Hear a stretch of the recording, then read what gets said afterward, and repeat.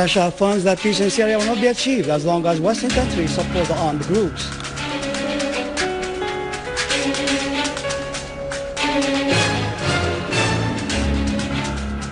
An explosive device planted by terrorists in Sheikh Saad in Mezza causes a huge fire with no casualties.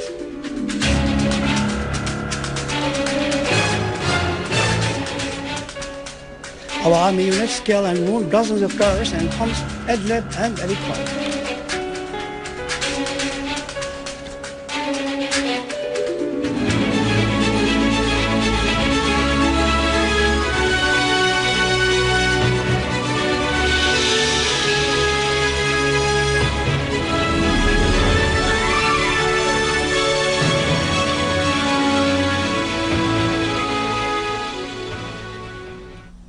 Good afternoon, ladies and gentlemen. Welcome to our news for today. Russian Prime Minister Dmitry Medvedev has reiterated his country's stand regarding the Syrian crisis, calling for a political solution through dialogue and halt of violence. In statements to Finnish news media on the eve of his visit to Finland, Medvedev said peace will not be achieved in Syria as long as some Western countries keep calling on the Syrian president to step down while they continue their support for the armed groups. The Russian Prime Minister described such stance as incorrect, adding that the Syrian crisis cannot be solved in this way, as this would lead to the collapse of the Syrian state. Medvedev added that the events that took place in the Middle East and North Africa over the past 2 years have brought no peace or stability to the region. Deputy Foreign and Expatriates Minister Dr. Faisal Al-Maqdad has affirmed that if a position does not grow inside the homeland and does not get the support of fellow citizens, then it can only be an externally made structure used as a tool to destroy the homeland. In a special interview with Russia Today satellite channel, Maqdad said, "We in Syria believe that the solution to the crisis can be achieved within a peaceful framework and at the table of negotiations."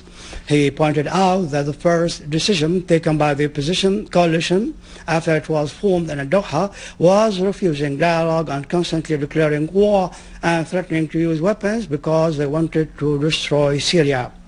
Al-Maqdad said it was unfortunate that the Arab League has turned into an invalid institution subject to foreign dictates. He added that Syria would defend itself in case it was exposed to any aggression through the legitimate methods guaranteed by international law. Concerning talk about a military intervention in Syria, Al-Maqdad said all indications give the impression that such intervention is impossible.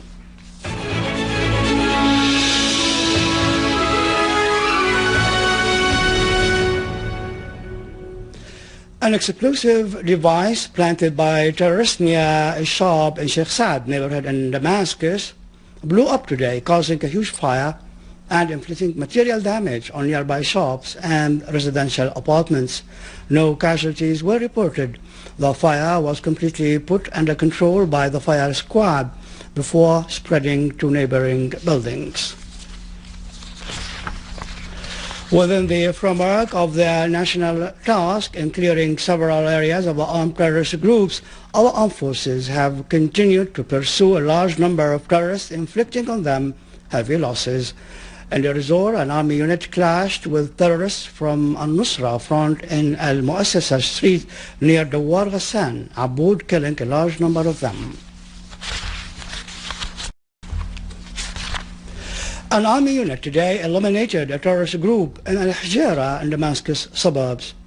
Among the killed terrorists, the leader of the group, Abdussalam al-Shuqairi, was identified, in addition to a number of the most dangerous terrorists in Damascus suburbs.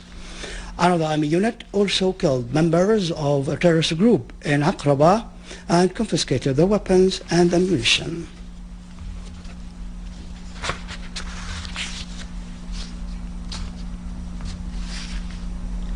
In Homs, an army unit destroyed terrorist group hideouts in Bab Houd and Al-Khalidiyya. Among the terrorists identified as being killed are Khairallah al-Salqini, Muhammad al-Hassoun, Khalid al-Hafian, and Taysir al-Hafiam, in addition to 2 from Saudi Arabia, who were Wardan al-Hayla and Khalif Ahmad al-Khalidi, and the Turkish terrorist Qasim Gonsadar.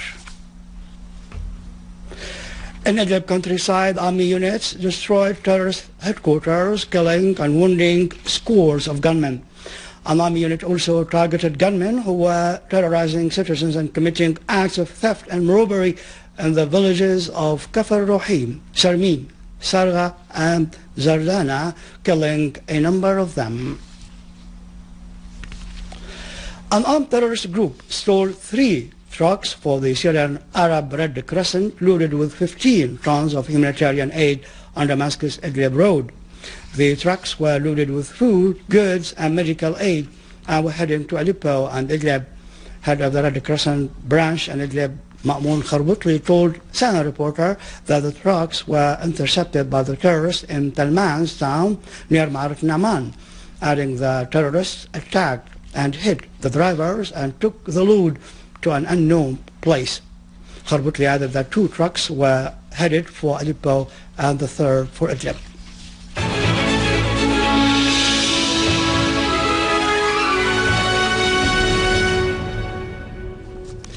Violent protests broke out across Jordan last night, injuring 14 people after the government announced an increase in fuel prices. Demonstrators burned tires, smashed traffic lights and blocked roads in several Jordanian cities. Riot police officers tried to quell some of the crowds with tear gas. At least 10 of them were injured. The Jordanian government announced a drop in subsidies that would result in increases of 14% on prices at the pump and more than 50% in gas used for cooking. In Iraq, a series of terrorist explosions hit Baghdad and Kirkuk, killing 20 people and injuring more than 100 others. Iraqi security sources affirmed that 14 people were killed and 50 others injured in Kirkuk following a car bomb explosion that targeted an Iraqi army patrol. Another car bomb explosion injured 50 people in southern Kirkuk. In Baghdad, 5 people were killed and 35 others wounded, including 2 women and 3 children. 1 man was killed and 7 others injured in a car bomb explosion which targeted a crowded market in downtown Baghdad.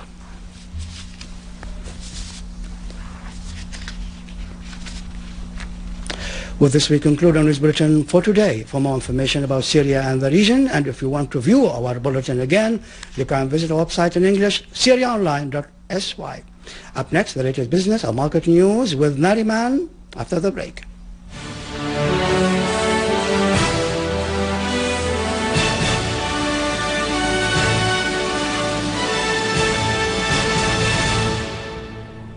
Ladies and gentlemen, good afternoon. The Ministry of Finance issued the executive instructions for Law 27 concerning the farmers' debts.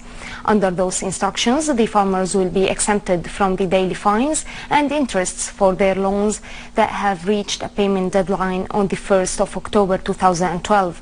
The loans granted for agricultural purposes and for fighting unemployment are included in these exemptions. The law allowed funding the farmers regardless of the measures taken to grant loans only in the winter season for 2012-2013 and the summer season of 2012, obliging the Central Bank of Syria to divide the loans into equal installment, which are scheduled for 10 years under its provisions.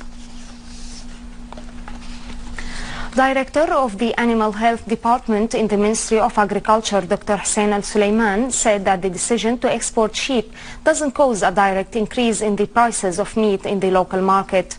Mr. Al-Sulaiman said that the decision contributes positively to encourage the production and breeding of sheep in order to meet the demands of the local market and even to provide a surplus to be exported. He pointed out that the total amount of imported meat last year has reached 21,000 tons, while the number of sheep exported since the beginning of the year up till now has reached 250,000 stock heads, most of them to the Gulf countries, especially Saudi Arabia and Jordan. The Department of Internal Trade and Consumer Protection in the town of El Salamia says that a trailer carrying 10,600 liters of fuel intended to be sold illegally. Director of the department, Nasser Hamze, said that the trailer was loaded with barrels containing 9,000 liters of fuel oil, 1,600 liters of gasoline and 15 gas cylinders intended to be smuggled, explaining that the value of the fine incurred reached 311,000 Syrian pounds. Mr. Hamze added that the seized amounts were delivered to the fuel branch in the governorate and the vehicles were confiscated. Necessary measures were taken against the law breacher. The U.S. crude oil prices went down for the third consecutive day after the International Agency of Energy reduced its expectations on energy demands in the last quarter of this and the next year.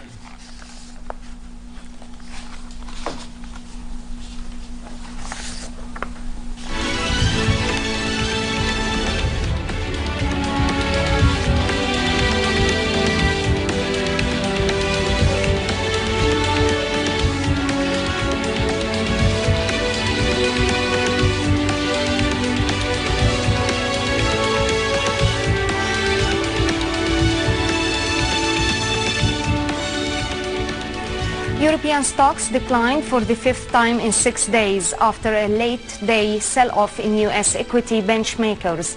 U.S. index futures rose while Asian stocks gained as a rebound in financial shares tempered declines among industrial and raw material companies.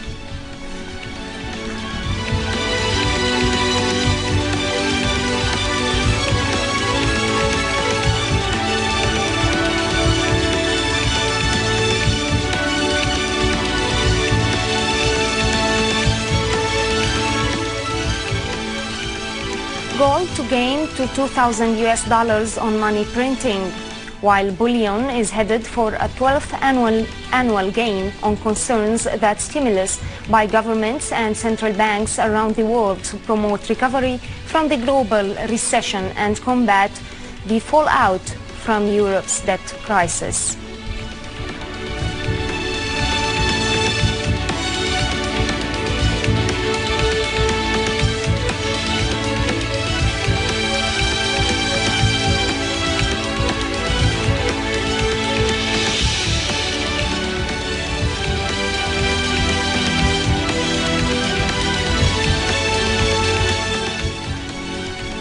Japanese yen fell sharply today after the Prime Minister showed his acceptance to resolve the parliament later this week and to hold early elections next month.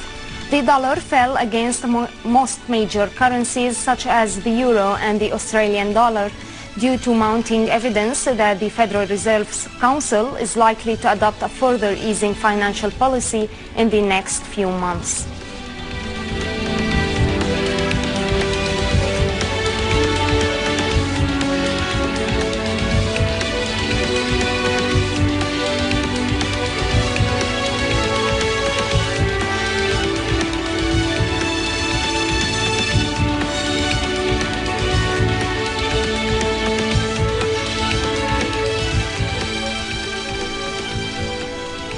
Ladies and gentlemen, this was our economic news for today. Thank you for watching.